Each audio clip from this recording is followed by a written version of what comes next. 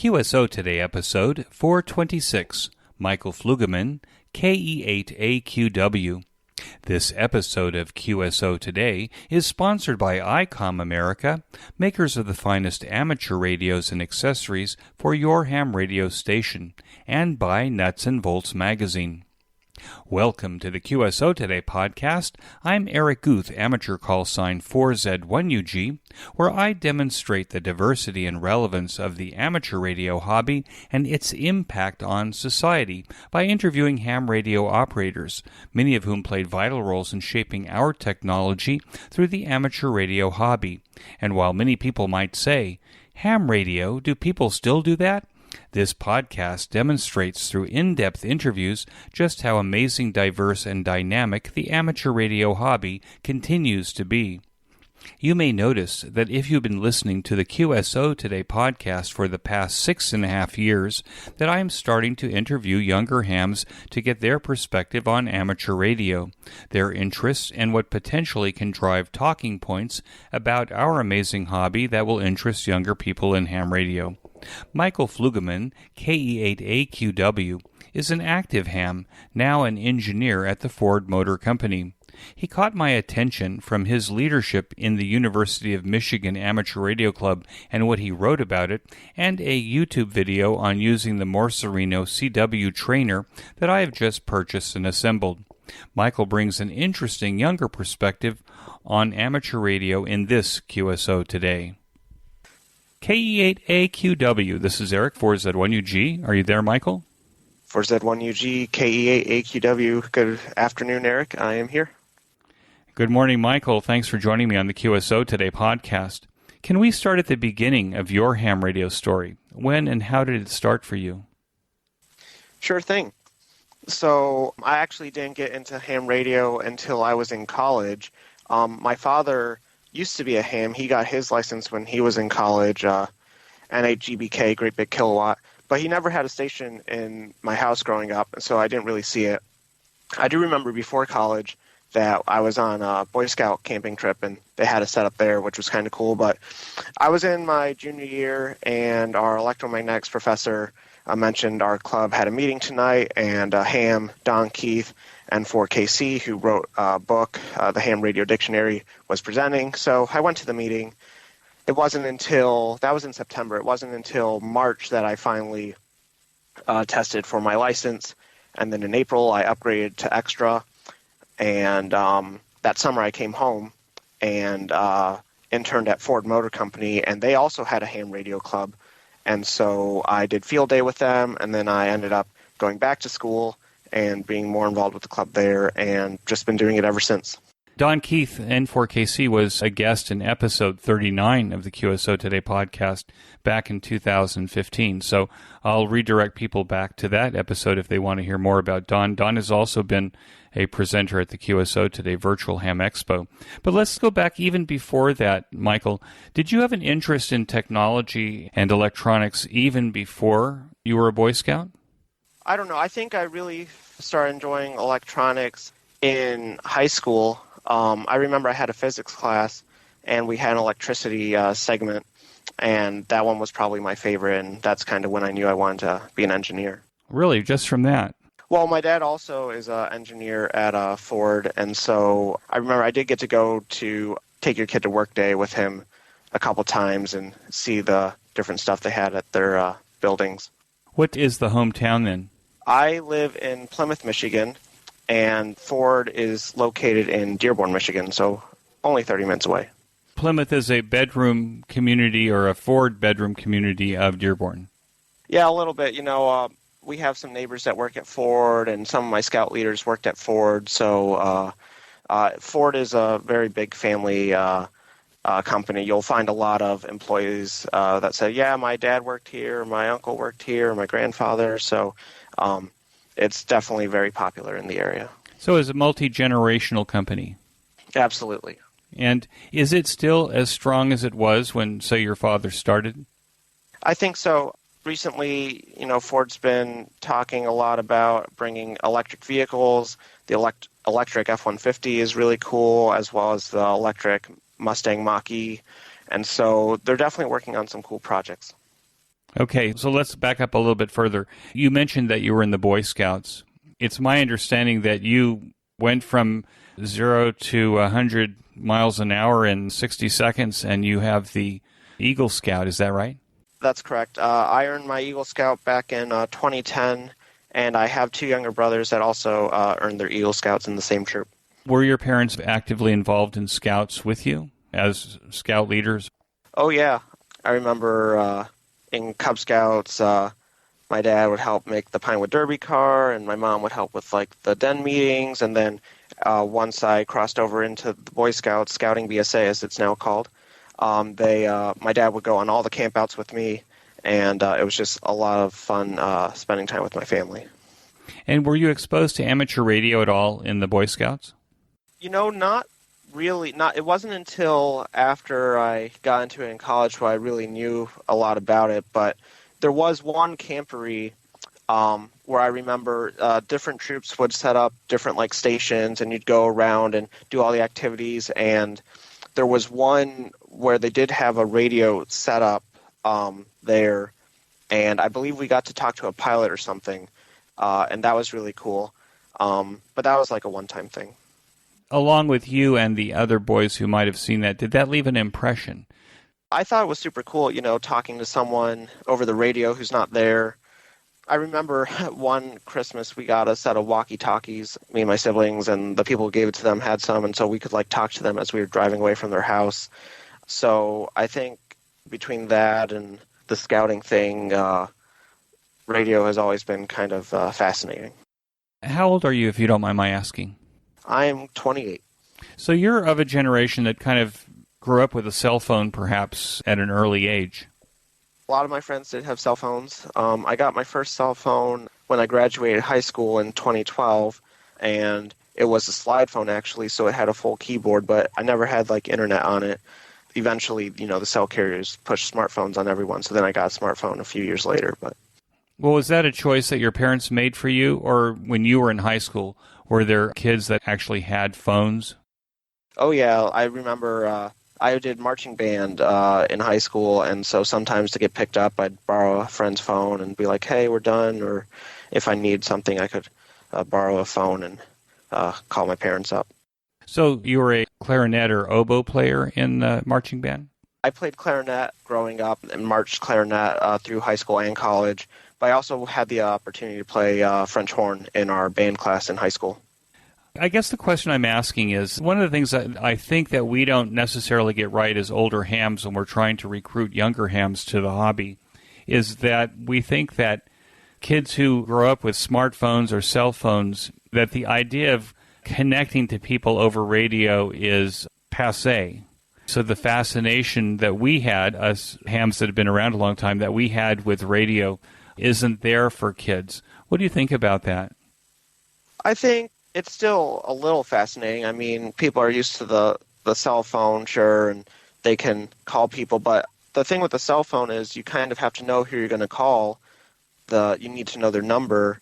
With radio, you spin the dial, and you never know who you're going to get, which I think that's kind of cool. And sure, there's some chat sites or whatever online where it pairs you up with a stranger, but I think the radio is still kind of exotic to some people.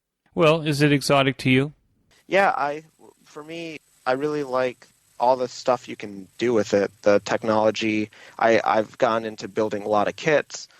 I like the thing about talking through the satellite on a 2-meter handheld. That's pretty cool when I tell people, yeah, you can talk through satellites, or there's ham radio on the ISS. They think that's pretty neat too. Do you think that the fact that you belong to a fraternity of amateurs where you actually had to take an exam to get a license, and so therefore, do you think that that creates a perception in your mind that the people that you're interacting with are operating at a higher level than random people that you might meet on social media? I could see that. I would say, someone who took the time to get a license, they have a little invested interest to want to be able to get on the radio. I know a lot of people get it for a lot of different reasons, but I do know, like, whenever I meet someone in public and turns out they're a ham operator, we instantly have something we can talk about.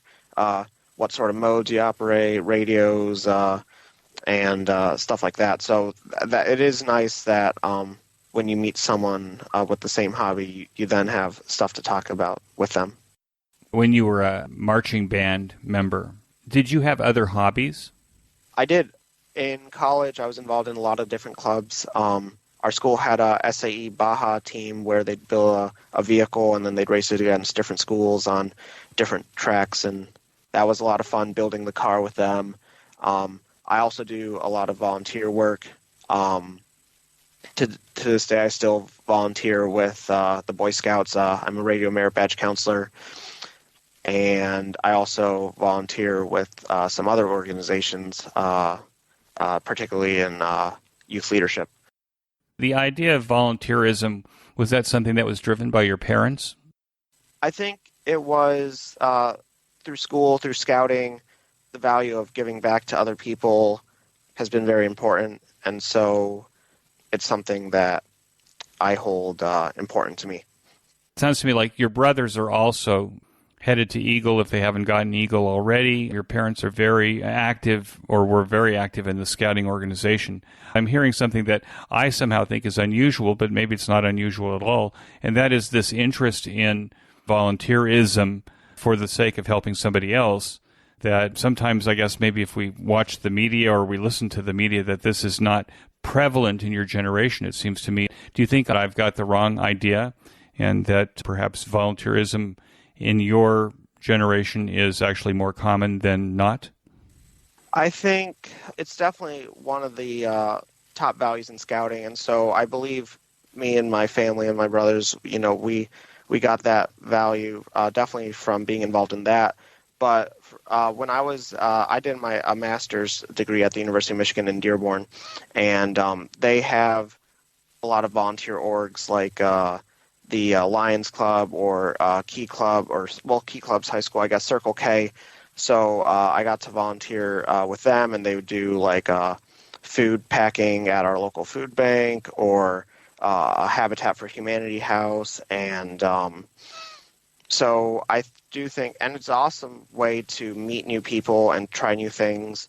And so it's mutually beneficial to everyone. And when you got your first license, how old were you, and what year was that?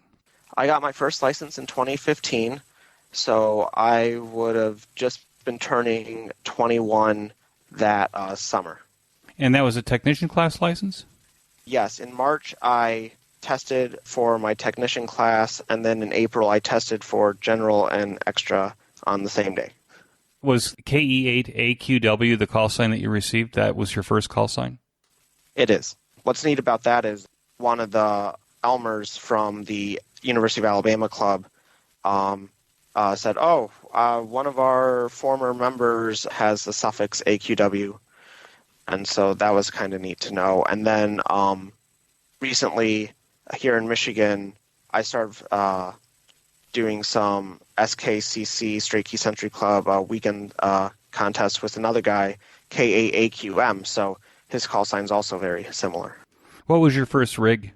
My first rig, so right after getting my license, I called up my dad and said, hey, can you pull out your old 2-meter rig?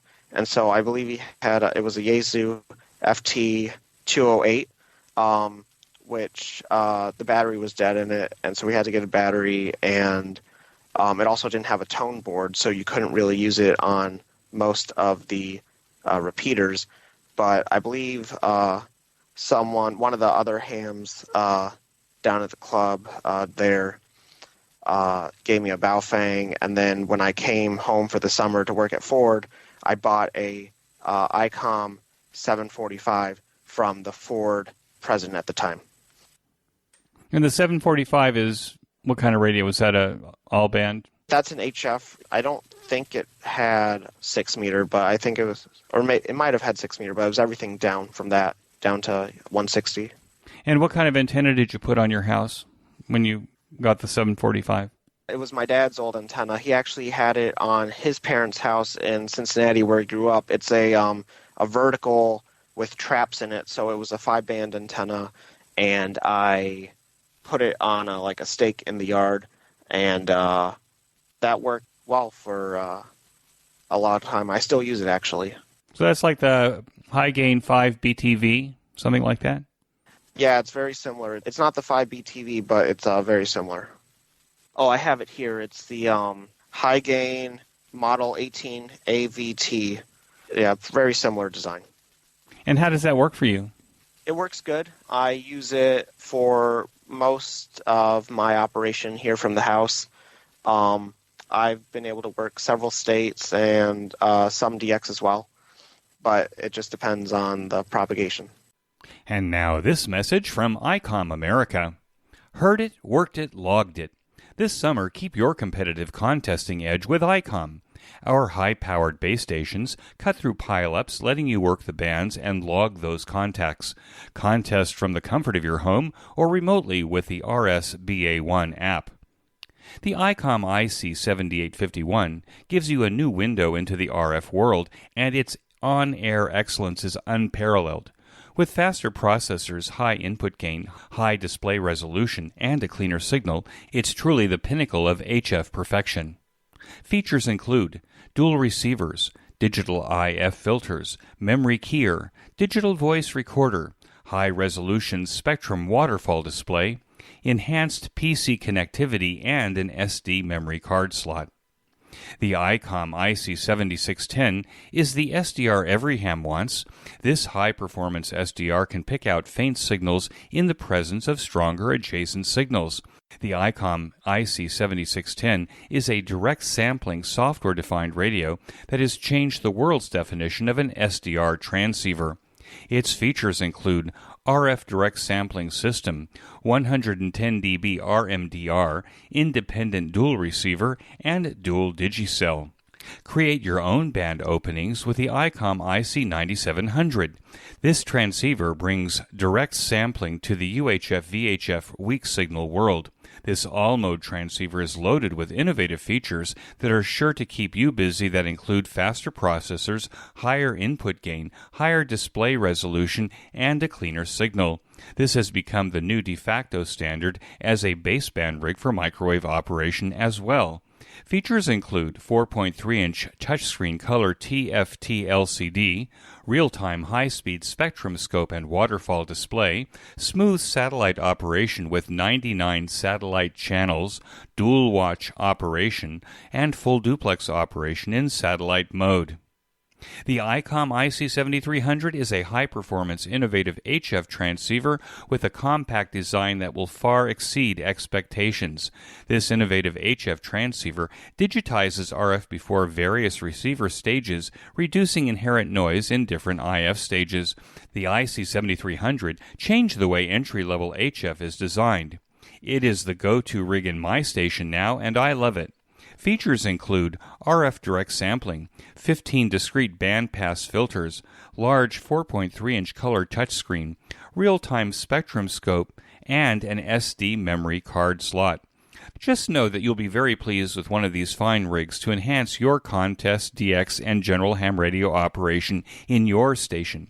Be sure to check out these ICOM rigs and their full line of base stations and portable radios at an amateur radio dealer near you. And when you make that purchase of a fine ICOM rig, be sure to tell your dealer that you heard about it here on the QSO Today podcast. And now back to our QSO Today. Now, it sounds to me like you have an interest in CW. How did you go from an interest in radio to CW? That seems unusual. So it was still when I was at the University of Alabama, and it was probably the next year, my senior year, and I somehow decided, it could be cool to learn CW, Morse code, and so I found some programs online, and I started learning slowly on my own, and I'd study for a few weeks, and I'd stop or get busy with something else, and I'd come back to it, and eventually I found the CW Ops group and took one of their classes, and I took a second one, and then sometime after graduating back in 2019, one of my local hams friends here said, you should join the Long Island CW Club, and since then I've been very involved with them. And what do you like about the Long Island CW Club, and how do you think it differs from CW Ops? The Long Island CW Club is really cool because they have classes almost every night of the week, all year long. There's now thousands of hams in it from all over the states and several countries. And they meet over Zoom on the internet, which is cool because you can then see people face to face. And they're all about practicing Morse code and helping people get better at the code. And then for those who have proficiency, a lot of them give back and help instruct the classes. And they also have a lot of other interesting topics, not just Morse code related, but they had a class for people who like to make stuff, or we did an antenna build project. And they always find interesting speakers to come and present. And so there's a lot of camaraderie in that club. And you asked the difference between that and CW Ops. CW Ops, their courses are 8 weeks, twice a week, so 16 sessions, and they're more shorter, high-intense training, which is also a really good method. But the Long Island Club is more flexible, so you attend when you can, and when you can't, then they look forward to the next time you join them. Well, it also sounds to me like, and it's been a while since I've interviewed, I believe I interviewed the founders of the Long Island CW Club at some point in the last 6-7 years. But it sounds to me like the club has kind of morphed from an emphasis on CW to kind of becoming a general online club with speakers and projects. Yes and no. They still have a huge emphasis on learning Morse code. They've actually some of the members are very smart, and they do a lot of research about learning and how can they teach code better. And I think they came up with their own style or order of learning the letters that they think might be more optimal.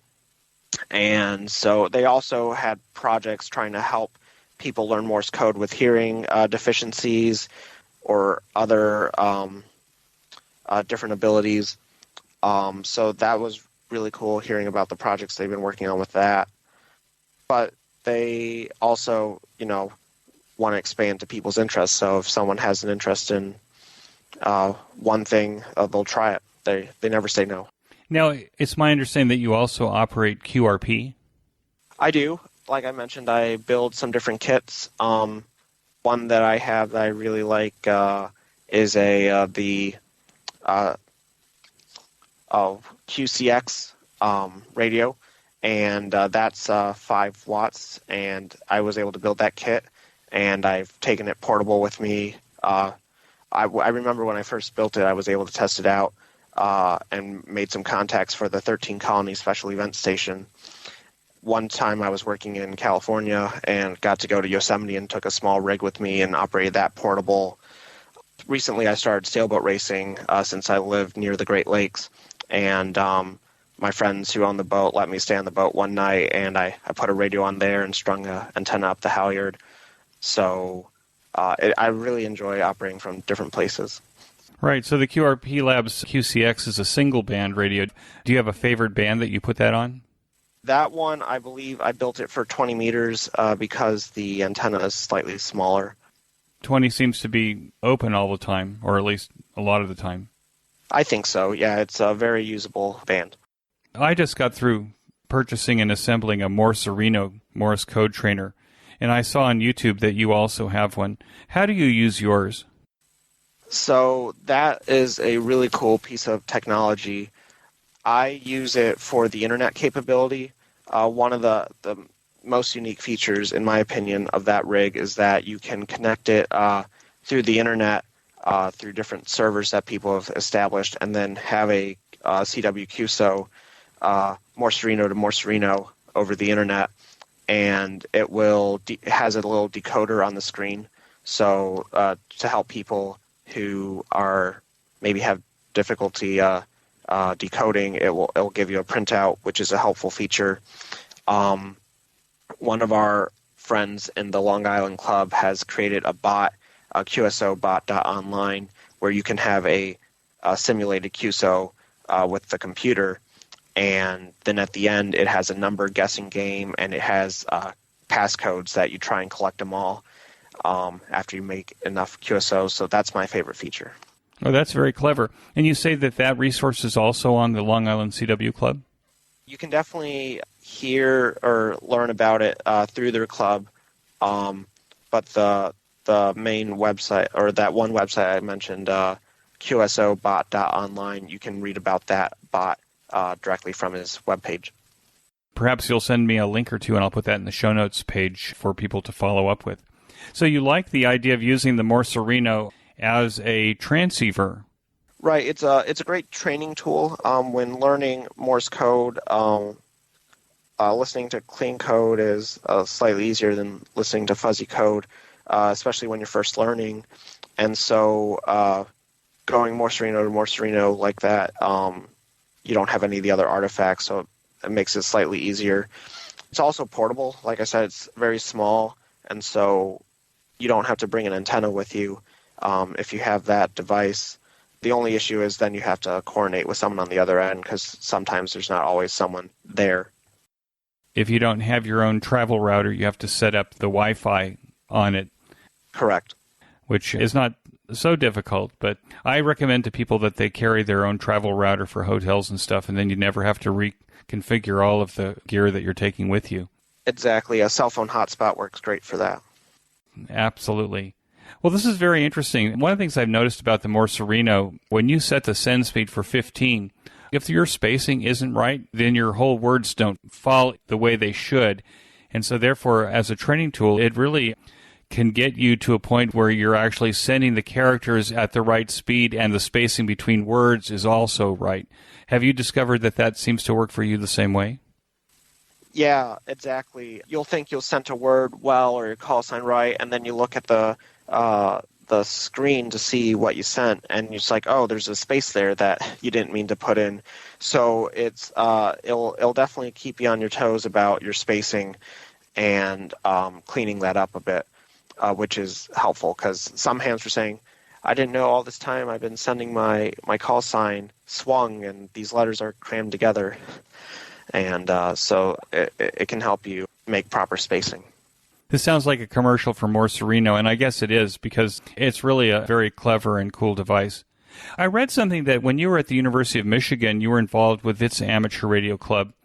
Can you talk a little bit about your involvement there? And then there was an article about fox hunting there. I'd like to kind of pursue that for a minute. Sure. After graduating from the University of Alabama, I came to Michigan and started working at Ford. And while I was at Ford, I pursued a master's degree at the University of Michigan in Dearborn. The Dearborn campus doesn't have a club, but the Michigan the main campus in Ann Arbor does. So I was involved with the club, and I served as their club president for a year. And one of the activities we'd like to do as a club, we heard from students is that they'd like to try fox hunting. So we set up a few hunts for them, and they've really enjoyed it. We'll hide a box with a 2-meter transceiver around campus, and then they all made, the club had some tape measure Yagis that were made, and I would teach them how to fox hunt. So transmitter hunt on the campus. So you're on foot carrying around, a portable radio with a tape measure antenna connected to it? Exactly, yep. With some attenuator in the middle when you got close? Exactly. There's these active attenuators with 1 megahertz crystal, and so you just offset your radio, and then you can adjust it so you can find the signal better when you get closer. What I was thinking about when I read the article, is this a way to attract non-hams? If non-hams see an activity like this on a university campus, does it generate any interest or even questions from the civilians that happen to be standing around perhaps watching it? It does. It's a good way to public-facing activity. People see you walking around and wonder what you're doing and what's that contraption you're holding, and then it's a chance to talk to them and explain, we're the amateur radio club and we're doing a little game of hide and seek with radio, and some people think that's really cool and want more info.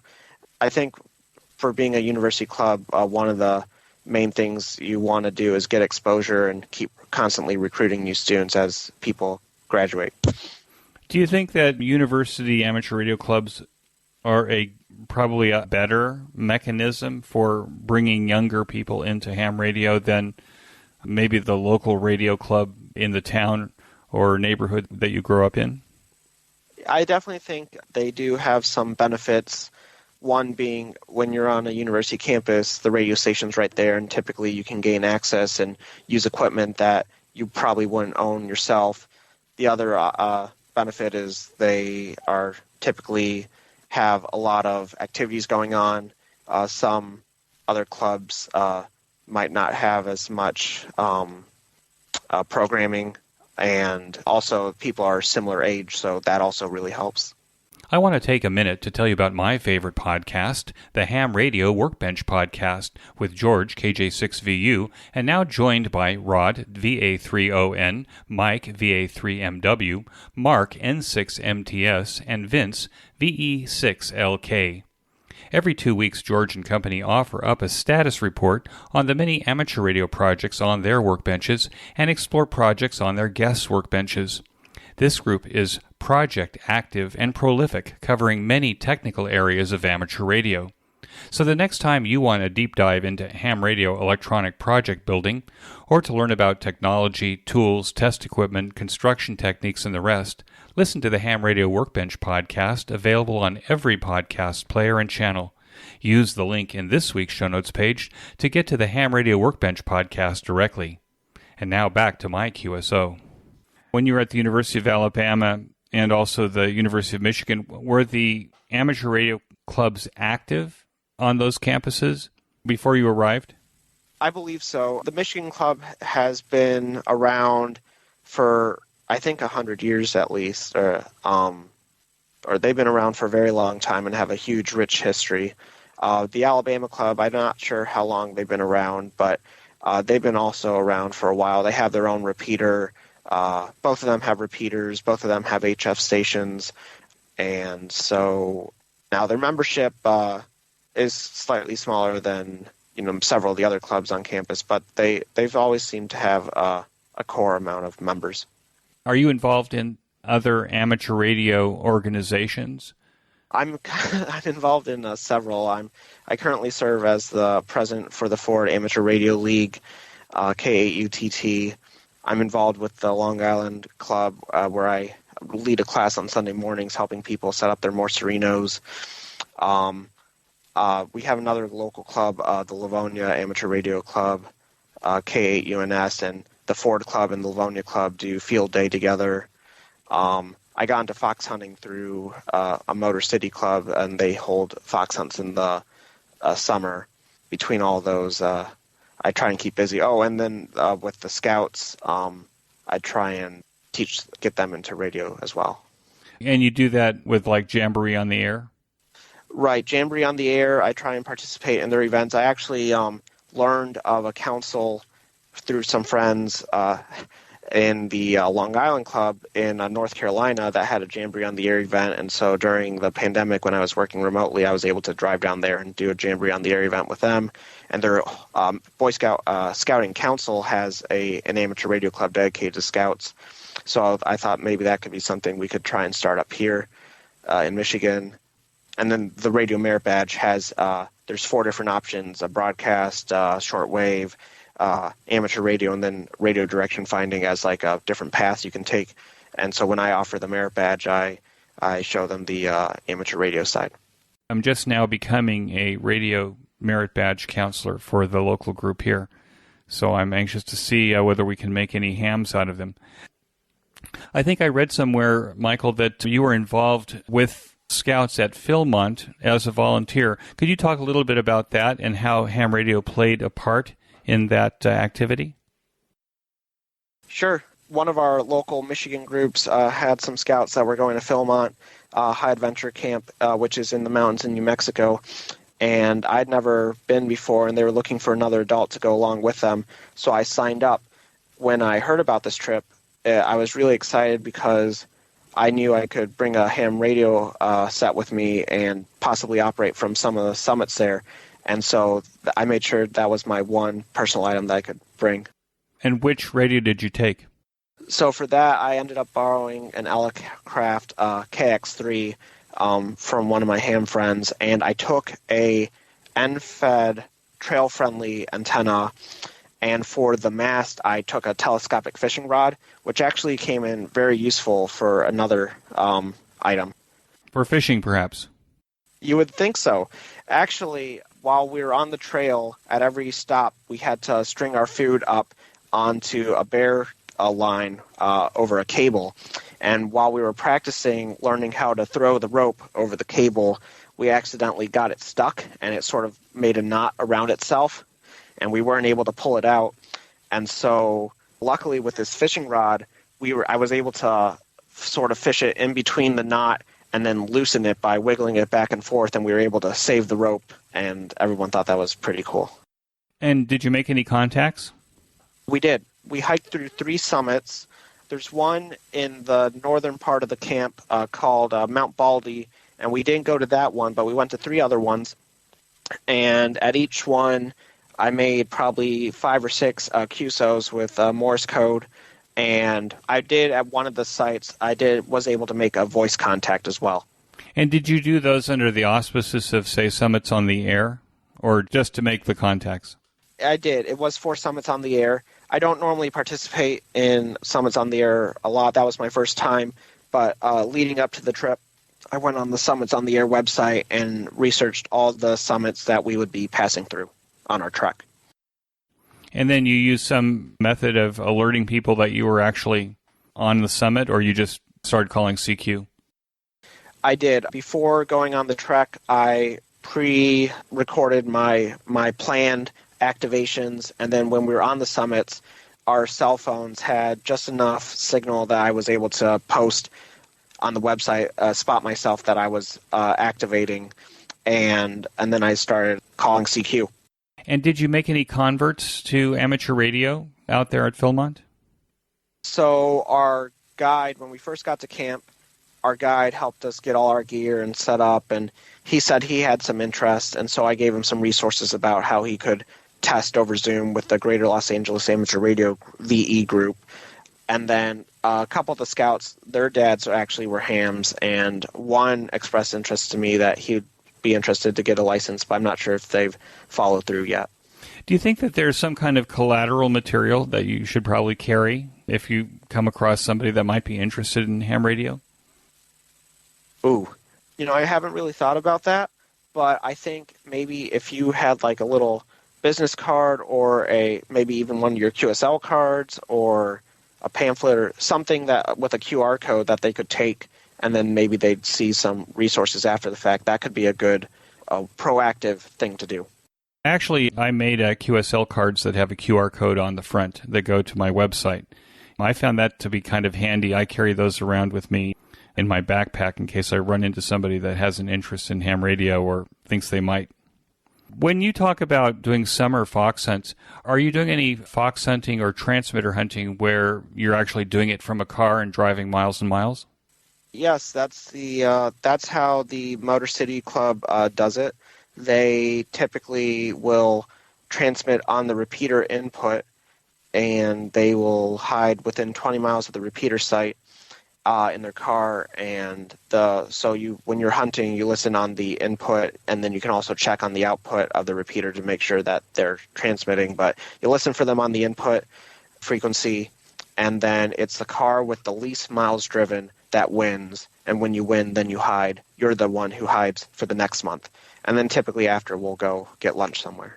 As a kid, I used to transmitter hunt with the Orange County Tea Hunting Group, and the winner would also have to provide all of the munchies at the end.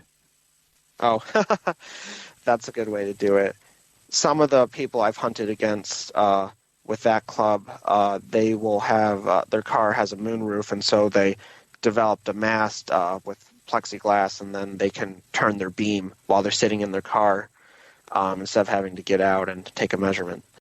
They're not to the point where they'll put a hole through the roof in the car? Most of them do not. We used to actually cut a hole in the roof.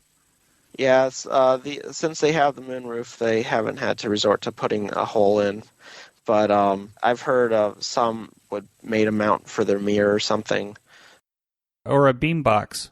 Right. Which was like a window. We actually make a box that fits in the window and it kind of clamps in, and actually there's a place for you to turn the beam without being outside. I've got to find some pictures I'll share with you at some point, how to make a beam box. That'd be kind of neat, because my car does not have a moonroof, so maybe I'll have to build something like that. Or if you have an old car, you just put a hole in the ceiling where the dome light goes. There you go. Yep. That sounds like a lot of fun. I haven't done that for years, but I'm glad to hear that people are still doing it. How important is an amateur radio license at the Ford Motor Company? At Ford, it's not that important, but we do have an antennas group, which is what I'm working in now, and so I think my interest in ham radio helped me get that job with some of our knowledge on antennas and propagation and understanding radio waves. I know one of my friends works in the EMC lab. He has a ham license, and so he finds that interesting and useful. So I think it depends on the area you're in. It depends on the area in the company that you're in. In Ford, yes. Actually, one of my previous roles, my supervisor was a ham, and that was kind of one of the reasons why I just wanted to work under him, because we had the same hobby. And I've had some stickers, ham radio stickers, like on my desk, and occasionally someone would walk by and be like, "Oh, I'm also a ham," and so you meet new friends that way too. It may or may not have any bearing on professional development.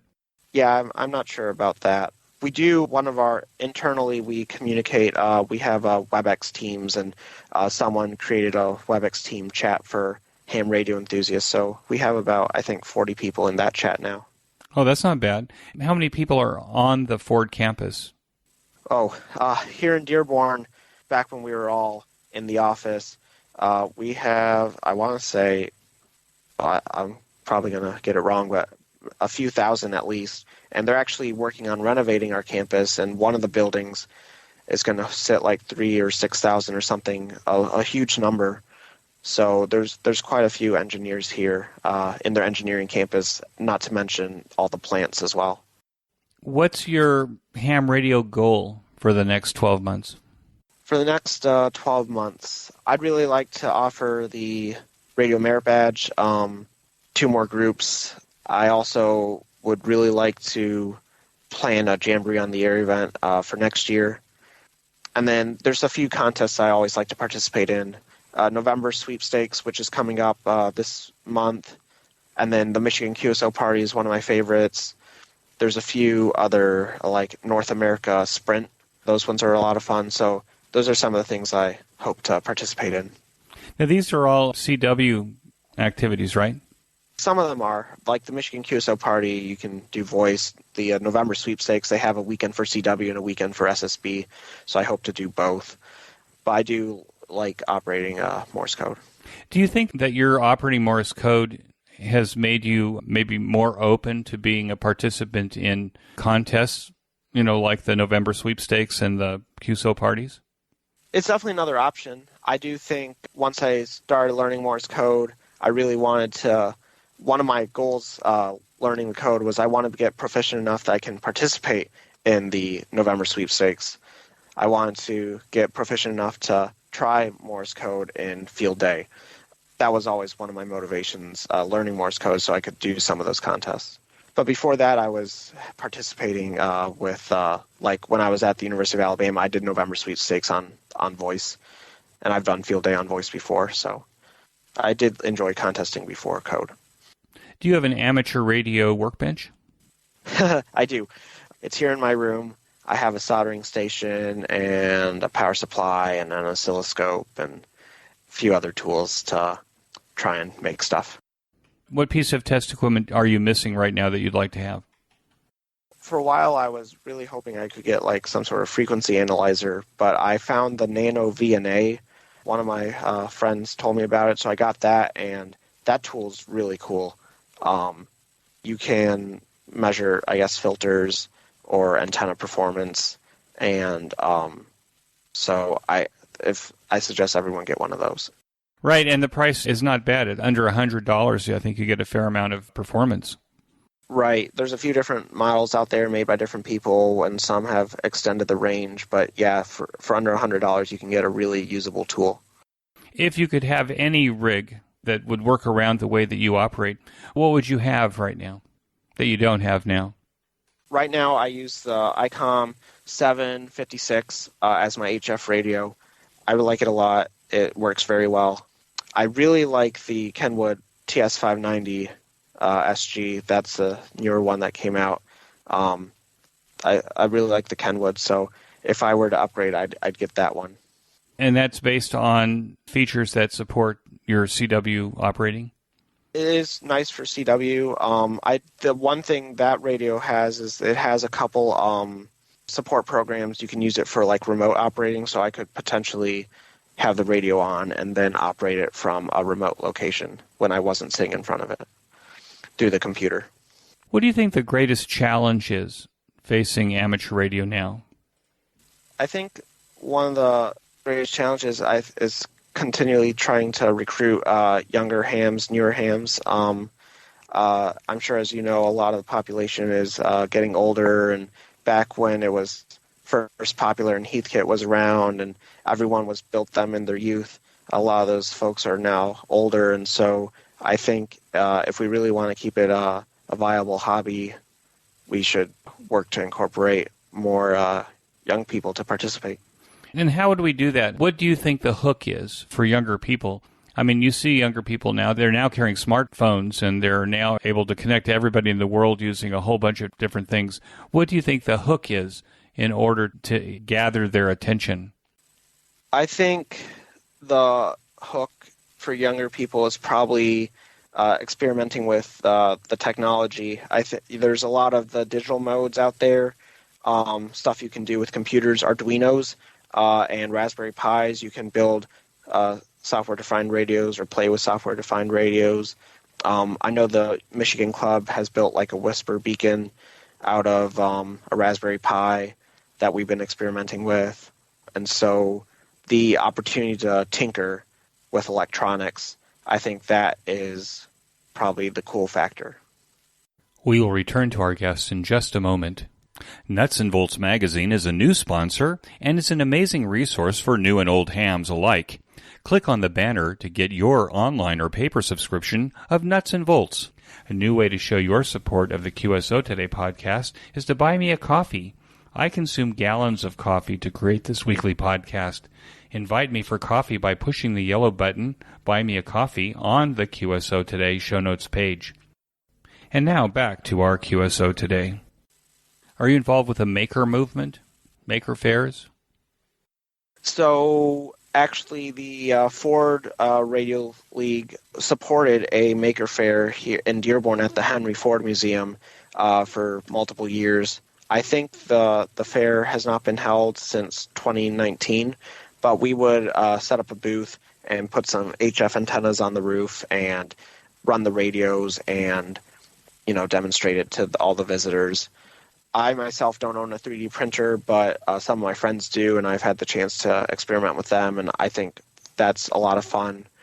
And as I mentioned, I like building kits. I built some boxes for the kits. When I was at U of M, they had a machine shop that I could use. So I'm definitely a builder. I think that's great. By the way, I saw that you kind of mastered using a 3D printer. So what CAD software do you use when you're making a box for a kit? My favorite site to use is called Tinkercad. I think tinkercad.com is the website. And it's very user-friendly. You can build almost anything you want. They have boxes and rectangles and triangles and spheres and things that you can expand. And then if you want to, put a hole in something, you're able to do that. And then you can share it with other people online. And so that's my favorite site to design stuff in.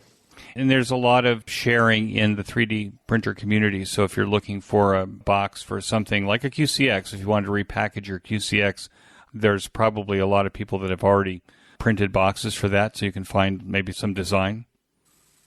Yeah, I'm sure there is. There's a website called Thingiverse, and for instance, my first CW paddle for the CW Ops class, they suggest you have a paddle, so I was able to 3D print one, and like the contacts were a screw and a couple paper clips. So there's definitely, if you search for ham radio items, you can find a lot of ham radio themed prints. some members in the Long Island CW Club, they built 3D printed boxes for their Morserino so that they can also carry the battery with them. The Morserino, I think, is powered from plugging in the micro USB. Right, either the micro USB or you can get a little RC battery, and it has leads for that as well. Yeah, it's pretty cool. What excites you the most about what's happening in amateur radio now? For me, I'm really excited about the camaraderie through ham radio. I like meeting a lot of people, and I do that, as I mentioned, through the scouting stuff, by participating in these different clubs. I met a lot of great friends through the hobby and look forward to continuing doing that. What kind of impact does amateur radio have on your family life? Is it well accepted? Yeah, it is.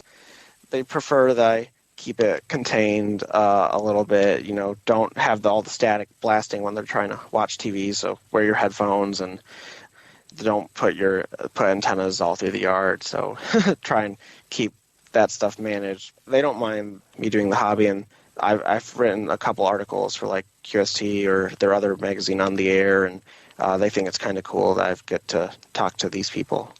What do you like to write about when you write for the amateur radio magazines? I like to write about my experiences. I did an antenna review for them a few months back. I might be able to do a Morse code book for them coming up, so that's something that's on my radar. But I really like to, I guess, share some of the cool stories. I've written a few things about, like, as you mentioned, what the University of Michigan Club has been doing. So that's where my interests are right now. What advice would you give to new or returning hams to the hobby? I'd say there's something for everyone. If you don't like Morse code, that's fine. You don't have to do it. If you like digital modes, there's a lot of cool handhelds with digitals and hotspots that you can get into. A lot of stuff with computers. You can definitely find a niche in the hobby.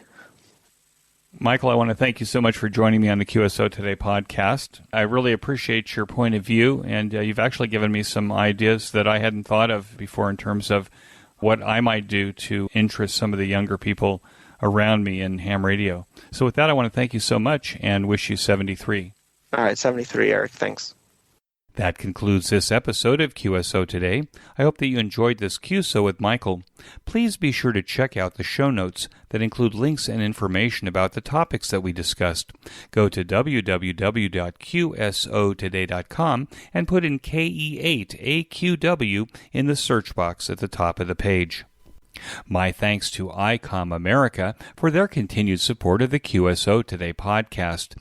Please show your support of this fine sponsor by clicking on their link in the show notes pages. You may notice that some of the episodes are transcribed into written text. If you'd like to sponsor this or any of the other episodes into written text, click on the transcribe button at the top of the show notes page. Support the QSO Today podcast by first joining the QSO Today email list by pressing the subscribe buttons on the show notes pages. I will not spam you or share your email address with anyone. Become a listener sponsor monthly or annually by clicking on the sponsor buttons on the show notes page. By using the Amazon link on the home page before you shop at Amazon allows Amazon to send us a small commission on what you purchase that further keeps our QSO Today project going.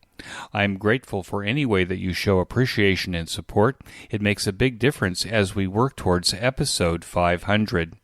QSO Today is now available on a large number of podcast players and now a host of podcast services and applications. We are Podcast 2.0 compatible. I now use the Fountain podcast player to listen to all of my favorite podcasts. Until next time, this is Eric for Z1UG 73. The QSO Today podcast is a product of KEG Media Inc., who is solely responsible for its content.